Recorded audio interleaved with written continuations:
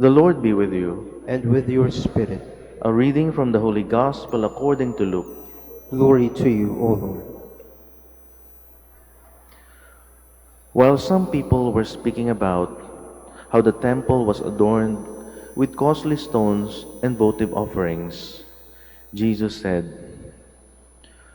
"All that you see here, the days will come when there will not be left a stone upon another stone that will not be thrown down." Then they asked him, "Teacher, when will this happen? And what sign will there be when all these things are about to happen?" He answered, "See that you not be deceived, for many will come in my name saying, 'I am he,' and the time has come. Do not follow them. When you hear of wars and insurrections, do not be terrified, for such things must happen first, but it will not immediately be the end." Then he said to them, "Nation will rise against nation, and kingdom against kingdom. There will be powerful earthquakes, famines, and plagues from place to place, and awesome sights and mighty signs will come from the sky." The Gospel of the Lord. Praise to you, Lord Jesus Christ. Please be seated. Tayo po ay nasa huling linggo na sa kalendaryo ng ating simbahan. Tayo po ay nasa wakas na. Kaya mapapansin niyo po yung mga pagbasa ngayong panahong ito ay tungkol po sa wakas ng panahon or sa muling pagbabalik ng ating Panginoong Hesukristo. Kaya po sinelebrate na po natin yung Christ the King. Dahil po sa muling pagbabalik ng ating Panginoon, siya po ay darating bilang isang hari. At yun nga po ang isa sa mga katotohanan ng ating pananampalataya. Ito po ay isa sa katotohanang sinabi sa atin ng ating Panginoon.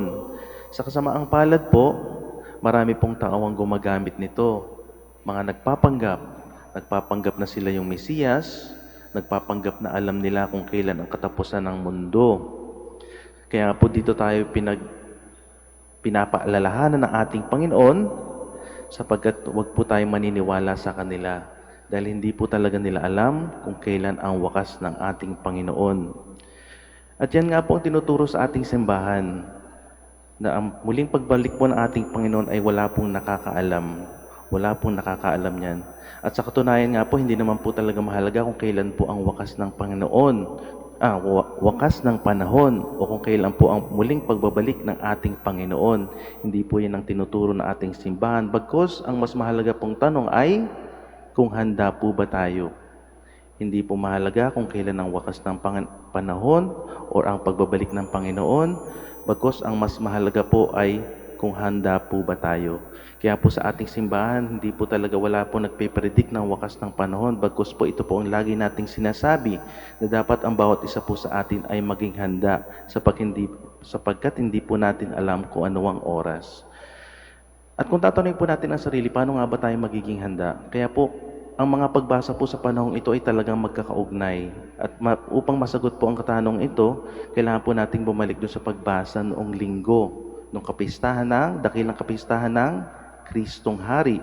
Dahil ano po ba ang pagbasa noong dakilang kapistahan ng Kristong Hari? Ito po yung muling pagbabalik ng ating Panginoon kung saan hiniwalay po niya yung mga tupa at yung mga kambing, the goats and the sheep. At ano po ba ang tinanong ng ating Panginoon? Ano ang naging basihan niya sa paghahati ng mga tupa at ng mga kambing? Ang naging basihan po ng ating Panginoon ay kung tayo po ba ay tumulong sa ating kapwa. Tayo ba ay tumulong sa ating kapwa? Kaya po dito natin makikita sa muling pagbalik po ng ating Panginoon, hindi niya po tayo tatanungin ano ba ang accomplishment mo sa buhay. Hindi po niya tatanungin yan. Hindi niya tatanungin kung gaano kalaki na yung kayamanang naipon mo. Hindi niya po tatanungin yan. Bagkus ang kanya pong itatanong sa atin ay kung gaano ba ang binibigay natin sa ating kapwa. Kaya po kung natatandaan niyo yung pagbasa ng linggo, ano po yung naging basihan niya? Kung pinakain ba natin yung mga nagugutom, kung inalagaan ba natin yung mga may mga sakit, kung binihisan ba natin yung mga walang damit, O kung dinalaw ba natin yung mga nasa kulungan. Kaya po ito po ang tatanungin sa atin ng Panginoon, ano na ba ang nabigay mo sa iyong kapwa? Kaya po sa ating paghahanda, ito po ang isipin natin kung tayo nga ba'y handa na, kung tayo po ba ay nagbibigay sa ating kapwa.